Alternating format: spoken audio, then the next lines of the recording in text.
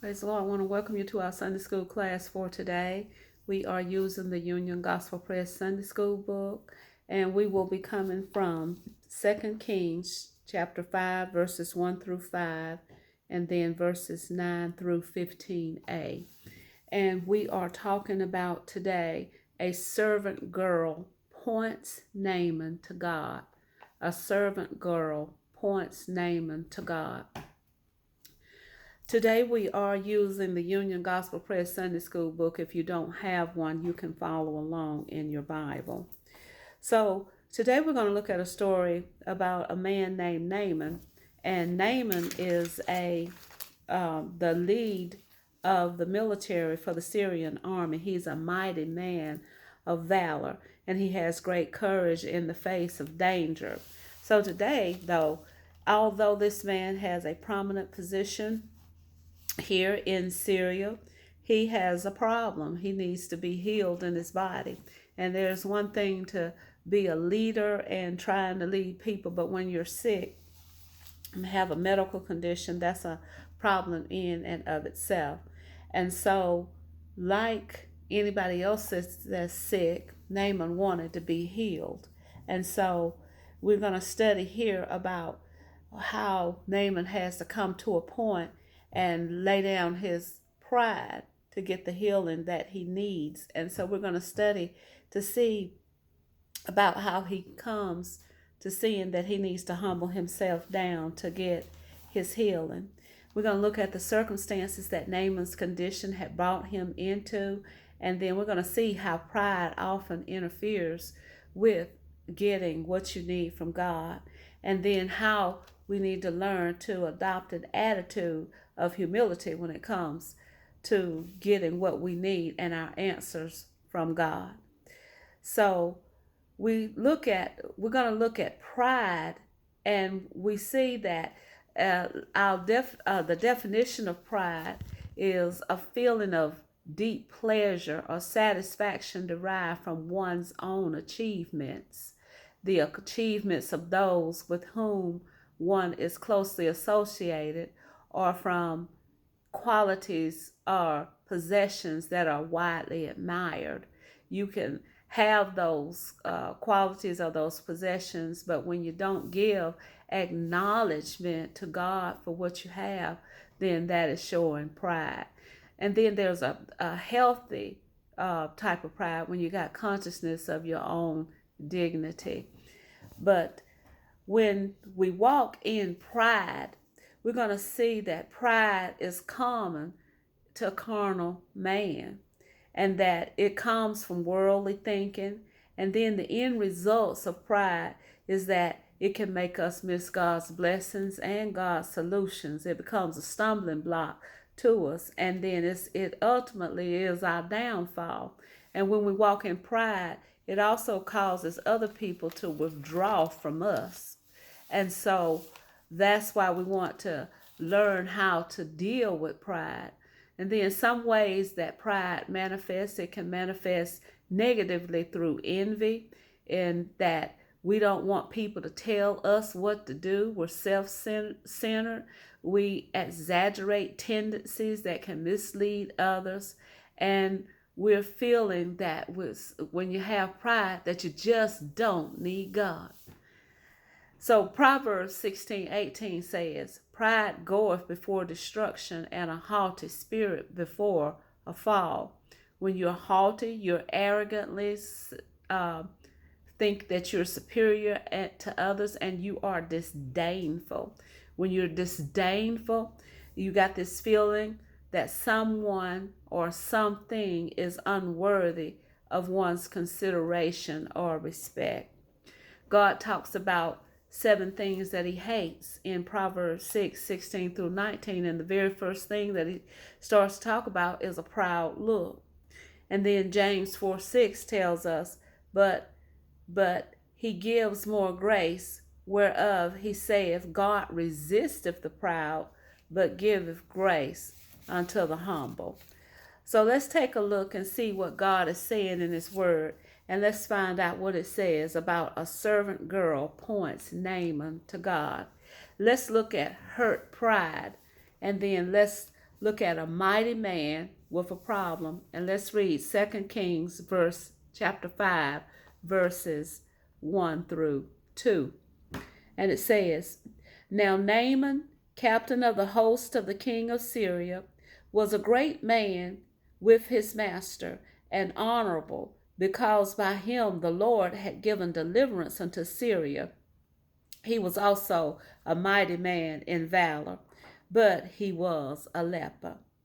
And the Syrians had gone out by companies and had brought away captive out of the land of Israel a little maid, and she waited on Naaman's wife.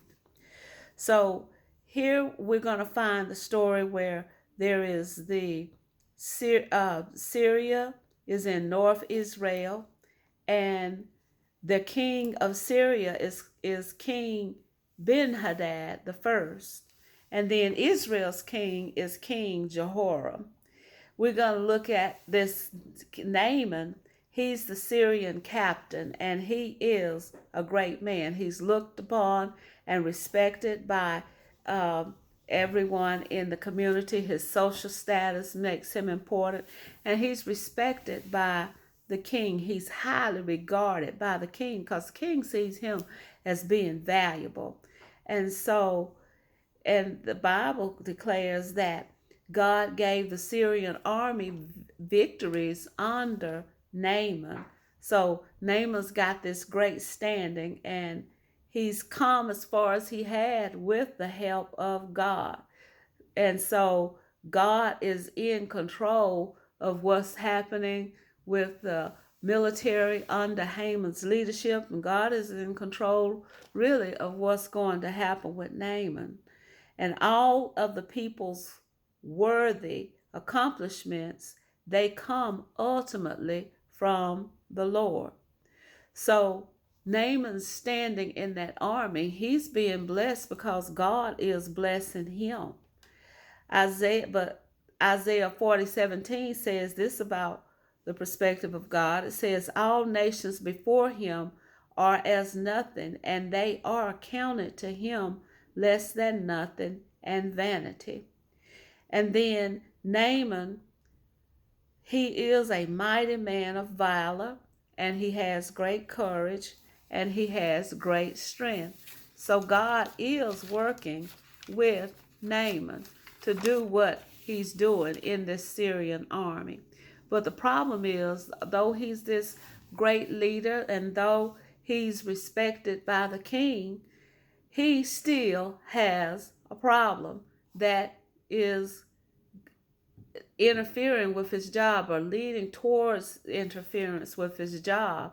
And so he's got this skin disease that's like a sort of leprosy.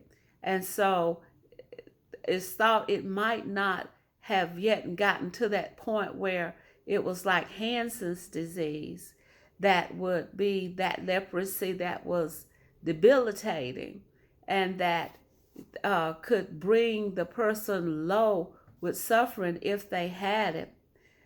So he's got a problem. He's got an issue.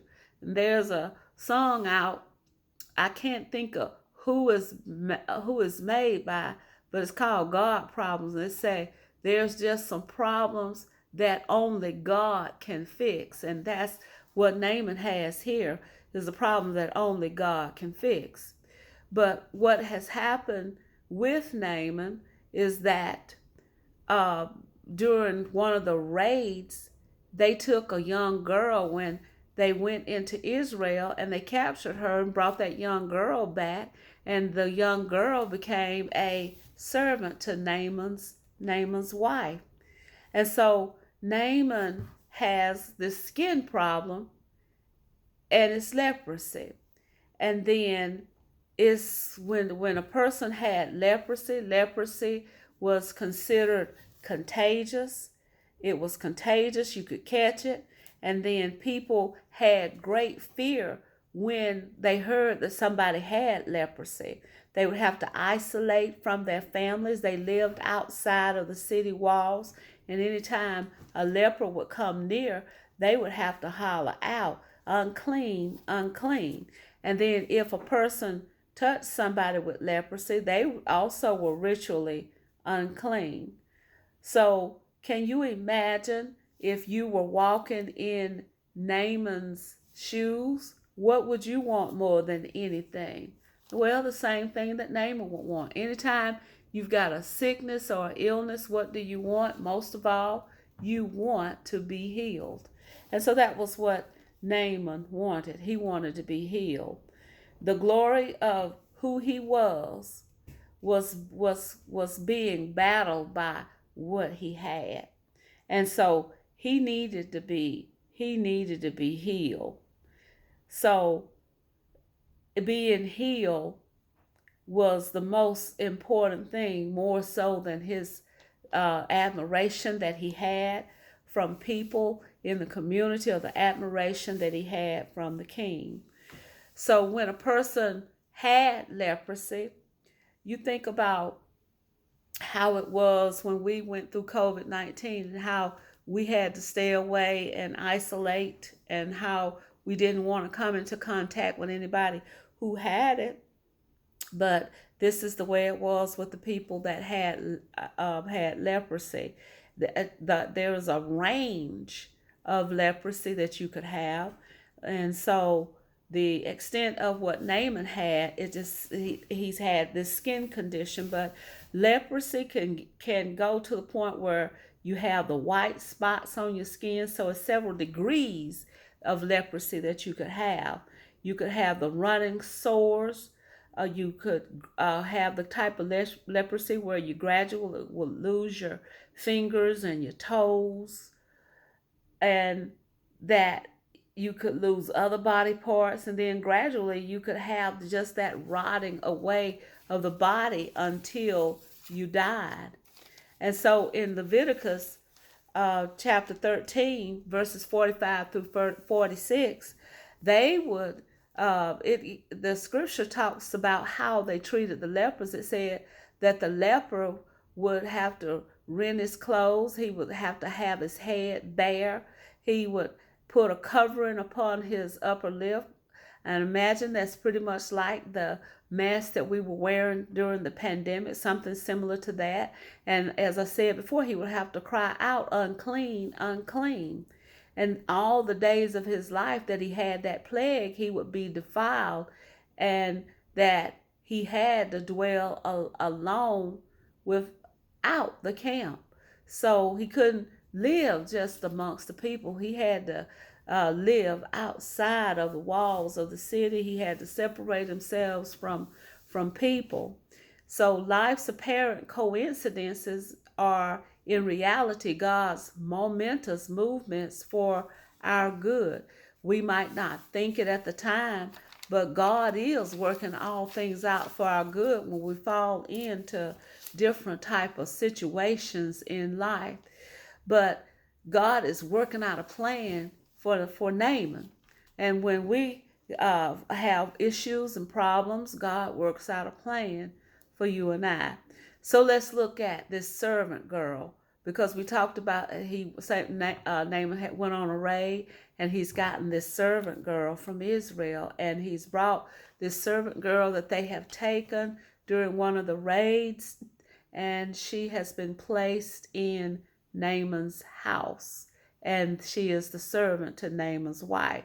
So God is doing a setup here, and Naaman doesn't even realize that he's running to somebody that's going to help him to find a way to be cured of the leprosy that he has. So let's look at a servant girl with a solution, and let's read 2 Kings chapter 5, verses 3 through 4. And it says, "And she said unto her mistress, Would God my Lord were with the prophet that is in Samaria, for he would recover him of his leprosy. And one went in and told his Lord, saying, Thus and thus saith the maid that is of the land of Israel."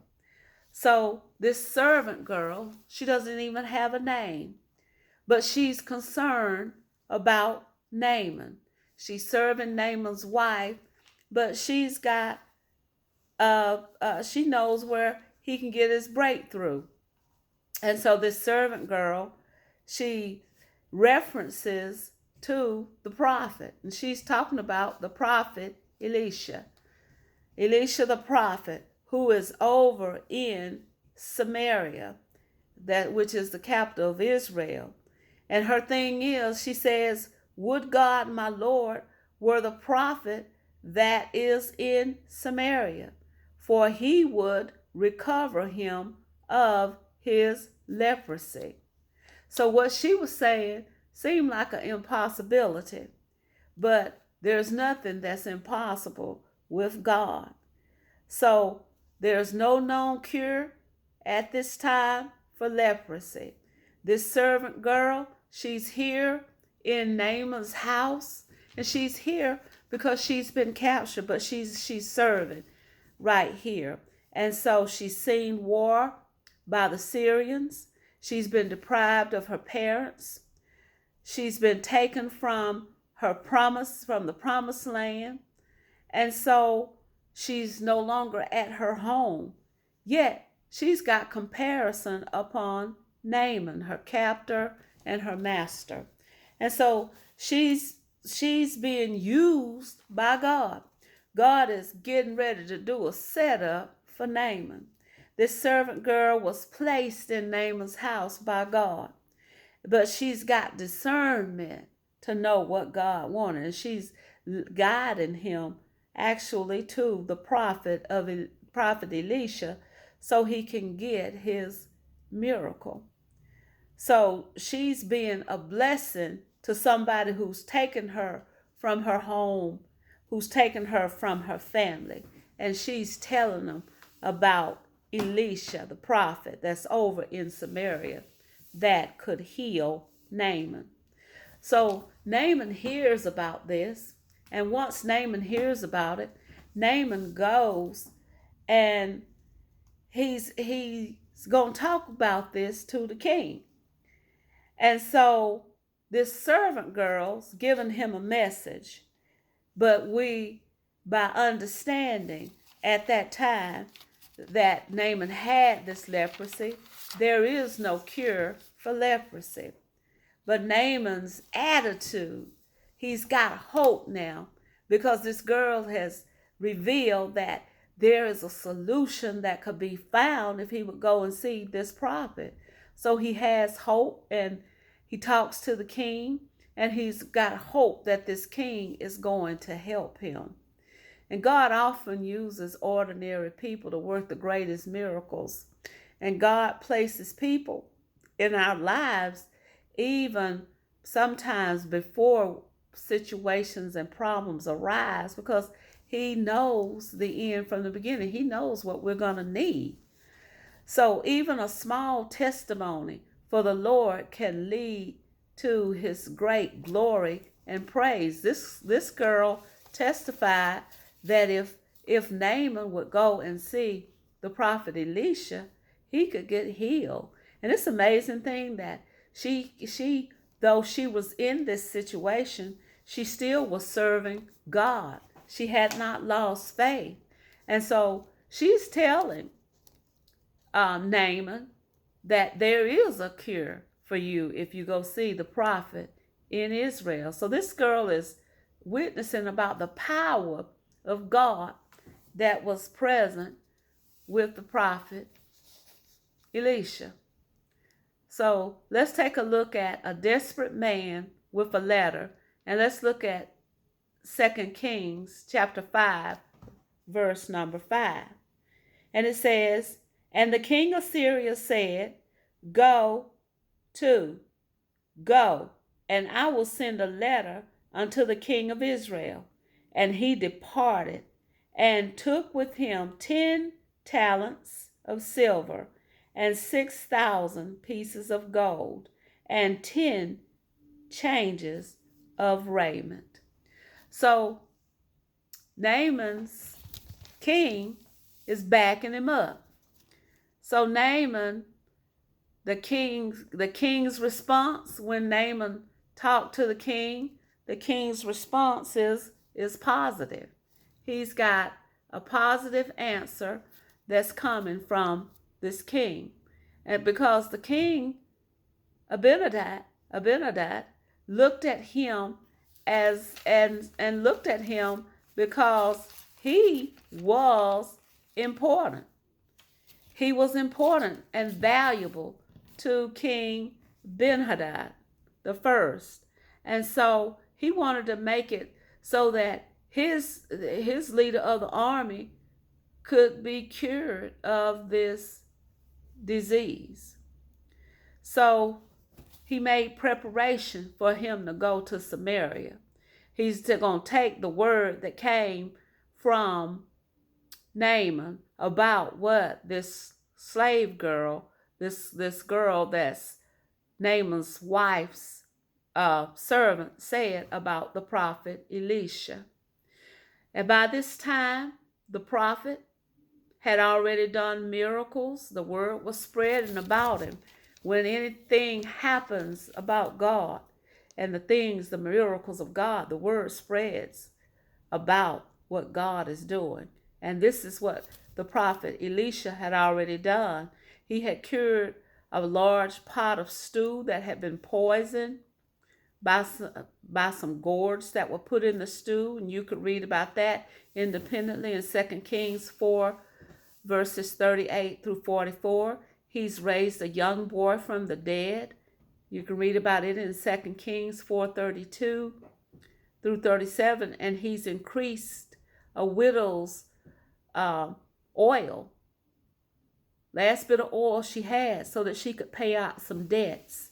And you can read about that in 2 Kings 4, verses 1 through 7.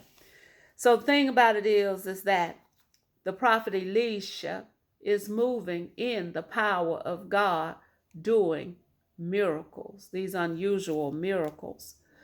But the situation that was between Israel and Syria was volatile. It was a volatile situation. And so King Benadad had to do something so that Naaman would be received.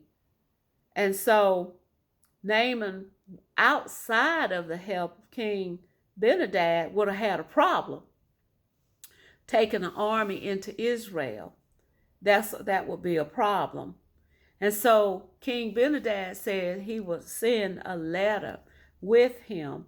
And so he wrote out the letter, and they took some silver, they took gold, and they took some changes of garment to give to the king of Israel, which was King Jehoram.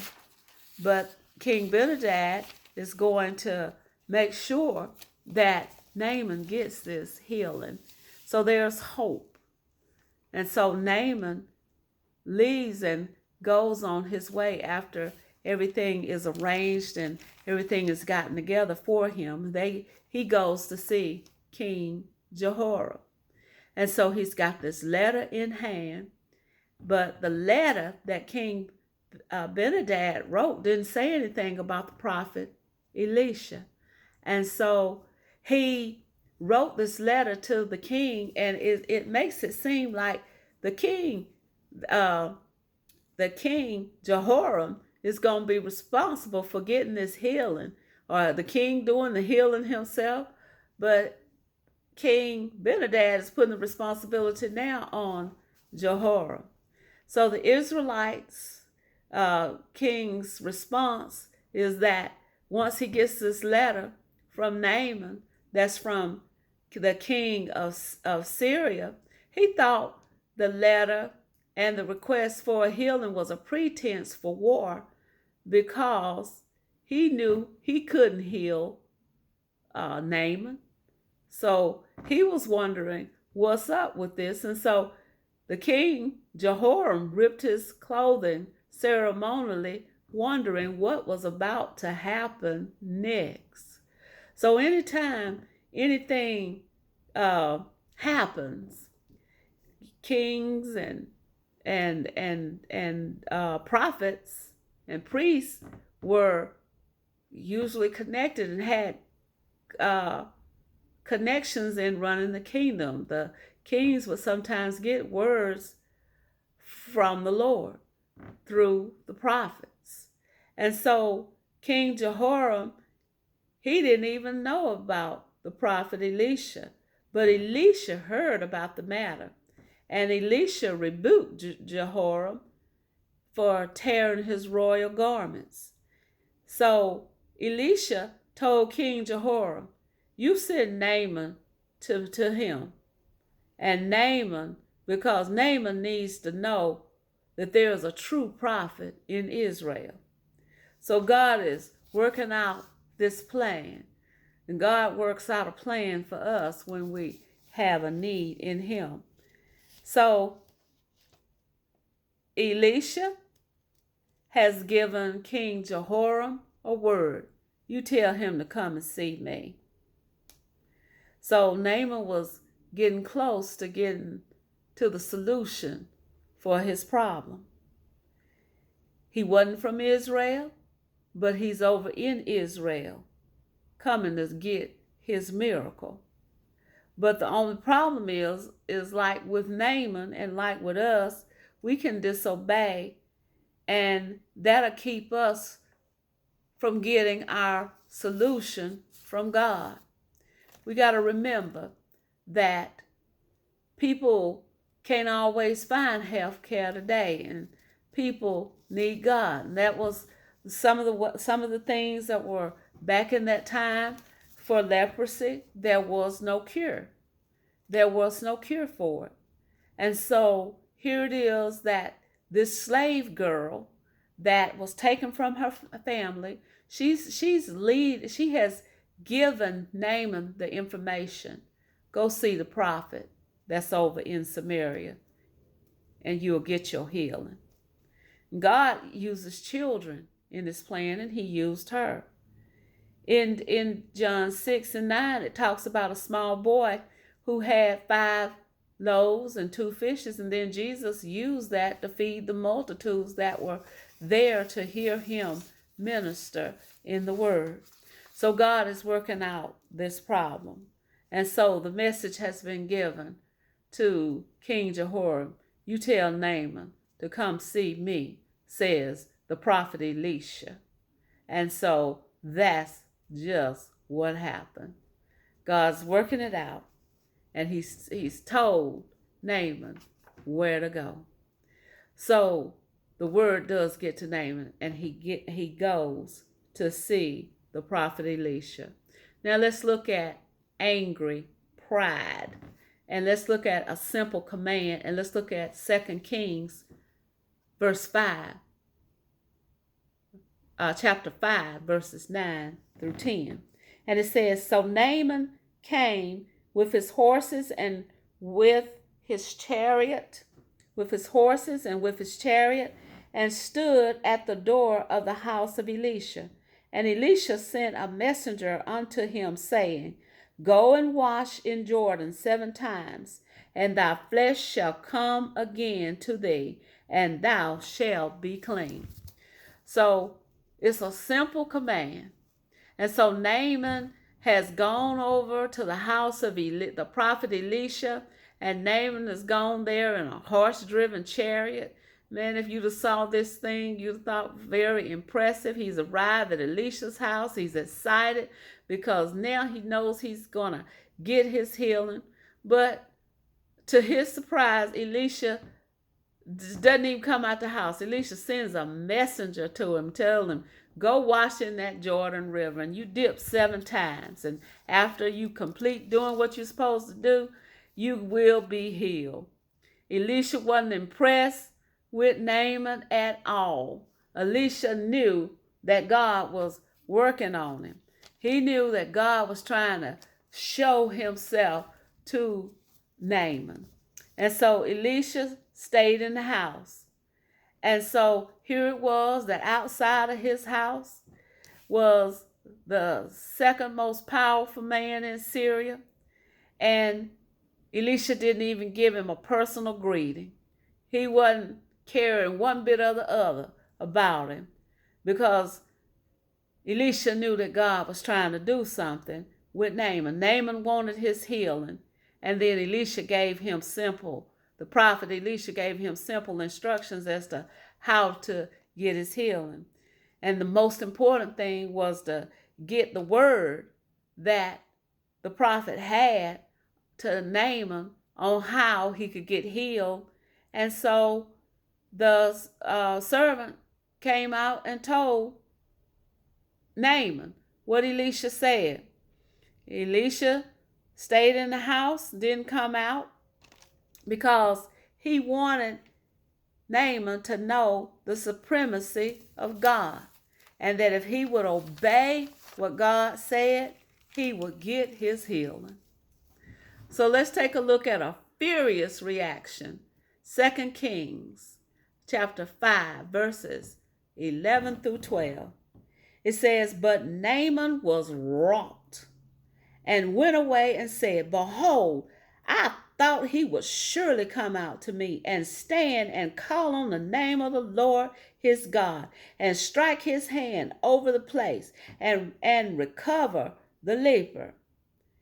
Are not Abana and far rivers of Damascus better than all the waters of Israel? May I not wash in them and be clean? So he turned and went away in rage."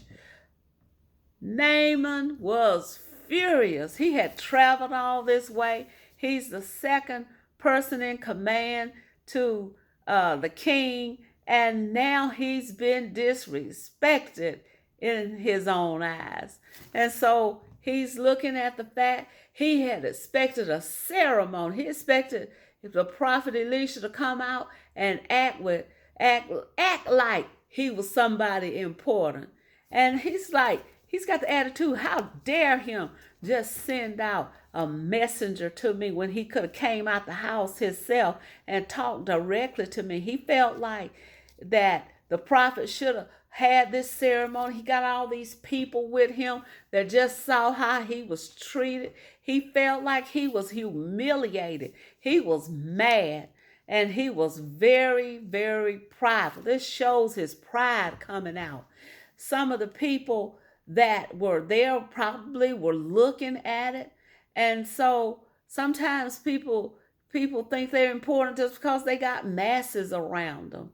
And so even in our day and time, we idolize entertainers and we just give them all this glory, but they end up sometimes going down in ruin because they can't handle this fame and fortune and this attention. And sometimes we choose role models that end up being extravagant and wanting all this special attention. And so God is wanting us to get to the place where we're not walking in that type of adoration to them, or those who get that adoration not walking in pride. James 1:17 says, "Every good and perfect gift is from above, and cometh down from the Father of lights, with who is no variableness, neither shadow of turning." So it doesn't matter what all you have. The good things, they come to us from God. When we get extreme blessings, it's a result because God has blessed us. He's blessed us with these blessings. It's no credit that we're supposed to take on our own. It is just the love of God. We got to have this balanced perspective. The proud seek people's praise rather than God's pleasure and will. So Naaman was upset. It says he was wroth. He was blind to how he was acting, his own pride. And he said he was told to go wash in the Jordan River, but Naaman felt like Abana and far rivers that were in Damascus were better rivers than to go wash in this muddy Jordan River. And then Naaman was upset about Prophet Elisha. He didn't even do a ceremony. He could have came out and waved his hands and just said some kind of words over him and just do something better than what he did. So Naaman left from the prophet's house in rage. He was upset. But God is sovereign. God can do whatever he wants. God can operate however he wants to operate when he is doing what he does. Naaman didn't want to wash in that muddy Jordan River. Naaman wanted to have it done the way he wanted it done. And so God is not like us. Naaman wanted it done right then. Naaman was in a hurry for it to get done. He was in a hurry to get his healing. He was in a hurry to get his miracle. He was upset because it wasn't done like he thought that it should have been done. But God was waiting patiently for Naaman to get it together. And so that God was wanting him to get it together so he could begin to move. And so that things would begin to change and begin to shift for Naaman. And so are we sometimes like Naaman? We refuse because of pride to do what God tells us to do. Like God can tell us to witness to somebody sometime and we just like, I can't do that. I can't be doing all that. What if they won't listen to me? Well, if God put it on your heart, there's a reason why he's doing it. So Naaman has a problem, but his pride has moved him away from the solution because he's not wanting to do what the prophet said. The unsaved, when God calls to them, they reject this plan of salvation because it's too simple, it's too easy. And so they end up not getting what God wanted for them to have, which was him dying on that cross for their sins. So salvation through Jesus it's already done. It seems like it's a hard task. It seems like it's a simple task. Seems like it's too simple, but it's hard for them to comprehend it. It's hard for them to comprehend what God is wanting to do. So Naaman has this simple instruction, but he's refusing to follow the directive of God because of his own pride, because he felt like he was done wrong. It's a simple instruction, and he's failing to follow to do it due to his pride, and his pride is getting in the way of his healing. So Naaman is inconsistent. When the young maiden told him about it, he wanted to go get healed when she told him about the prophet. But when he got to the prophet, now he's mad because of the prophet's methods. He's going to miss out because of how he's acting. Let's look at no pride. And let's look at a reasonable suggestion. Let's look at 2 Kings 5, verses 13 through 14. And it says, "And his servants came near and spake unto him and said, My father, if the prophet had bid thee to do some great thing, wouldest thou not have done it? How much rather then, when he saith to thee, Wash and be clean? Then went he down and dipped himself 7 times in the Jordan, according to the saying of the man of God. And his flesh came again like unto the flesh of a little child, and he was clean." So sometimes in life, it's good to have some people around you that's got some sense. Naaman was acting like a fool. He's mad. Here he is at the house of some of the prophet who had told him how to get his miracle from God. These were wise servants. They were objective. They could see past how Naaman was acting. They talked respectfully and they reasoned with Naaman. And so Naaman is in full mindset. I'm through with this Prophet Elisha. He's going to act like this. But Naaman has some wise servants with him that referred to him as father. And they pointed out to him, if he had asked you to do some great task, you would have done it. And so they just questioned him, why couldn't you do this? Why couldn't you do this small task? And they put it to him so that he could think about some things. All he needed to do was just act in simple obedience. And guess what? Sometimes people got to talk you off that ledge. So people talked him down from being uh, arrogant, from being prideful, telling him you need to humble yourself down and go and just do what the prophet asked you to do. So Naaman listened to these servants. Naaman had a teachable experience, a teachable mindset at that time, and he listened to what was recommended to him. When we walk in pride, it's going to affect us. We're not willing sometimes to listen when people trying to help us and help us to overcome things that are destroying our lives. And so even people sometimes can have better solutions than the person who's being resistant has. You just have to listen. So Naaman laid aside his pride and he went to the Jordan River and he dunked himself 7 times, just like the prophet had said. And God honored Naaman's humility and his obedience. And God healed Naaman completely and instantly. He got his physical cleansing and he got a spiritual awakening because he decided to obey God. He decided to obey the word that was given through the prophet. And that's what we got to do. We got to obey God. When God tells us something, we got to listen what he's saying to us. God cleansed Naaman's skin, and he made his skin so clean that he restored his skin, and he looked like that skin that was on a child. The number 7 is completion in the Bible, or perfection. And when Naaman dipped those 7 times in the river, that's completion. And it's symbolic of covenant that God had with Israel with that number 7. So God saw what Naaman had done, that he followed the instructions and he got his healing. We can't pick and choose in the word of God what we're going to obey. We got to completely obey to get God's blessing. And that's what happened with Naaman through simple obedience.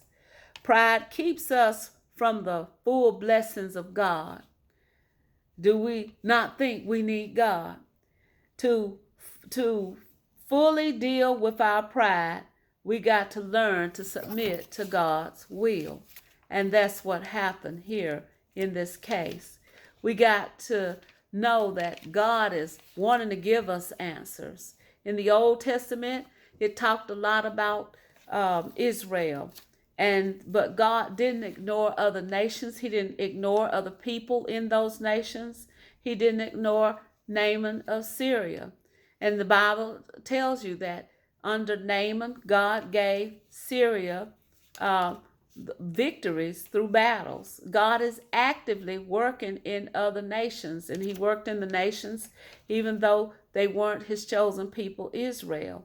And so God primarily reveals his character and his will through his scriptures. And he gave the scriptures to Israel, and then he uses Israel to make himself known to other nations. And so 2 events God used to reveal himself to Naaman. One, it was the skin disease of which there was no cure. And then it was during that Syrian raid, that little Israelite girl was the witness to Naaman about the goodness of God, and he had used her. And so the servant girl, she was strong in her faith, despite her circumstances, being in a foreign land, not having her family, not in the promised land. She still was faithful to God, and she was a witness. And she was walking in obedience, and she was humble. She didn't cut up when she was captured, but she was humble. And she led Naaman over to the prophet Elisha for his cure. And so Naaman, he was healed after he followed the directions of the prophet. He was healed. And after Naaman was healed, Naaman acknowledged that the God of Israel is the one true God. God can place children. God can use anybody he wants. And that's what happened in this case. If Naaman hadn't listened to this little girl that God used, and if Naaman hadn't humbled himself down, he still would have had this terrible disease. And let's get ready to wrap this up, and let's look at a changed heart, and let's read 2 Kings 5, verse 15a.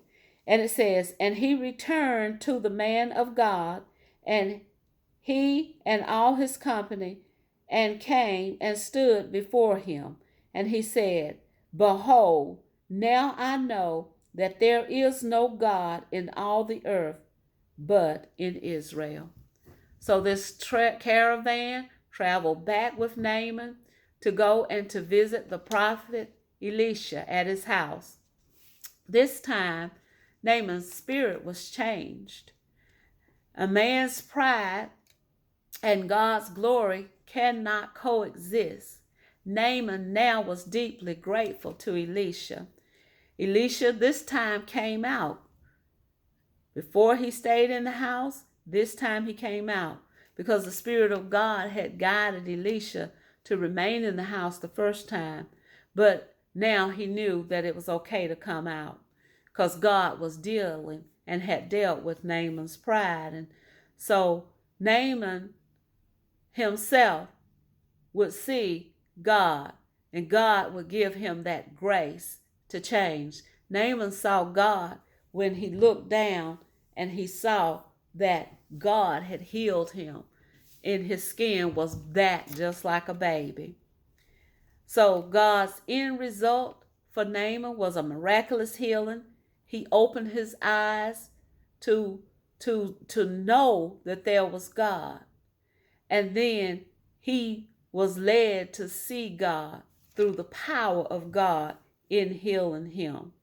And so Naaman's response is, he said that now he knew there was no other God on earth but the God of Israel. Many never turn to Christ because of their pride, simply thinking that they don't need God, simply thinking that it's too good to be true, that's just too simple, or they just feel like they don't need God. We all got to watch out for pride. And it's good to have people around us that will also be a true friend and tell us when we are walking in pride and how we need to submit. It's good to have close friendships that can be for real with us, that will lead us and tell us when we're walking in pride, because pride will cause us to fail. God wants us to walk in him and to be obedient.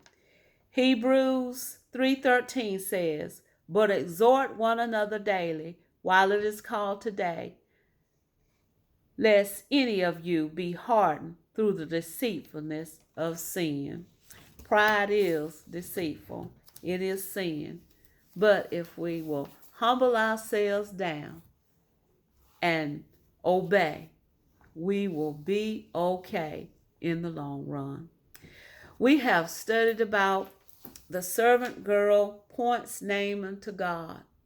I hope that you have found something that was of a blessing to you for this Sunday school lesson.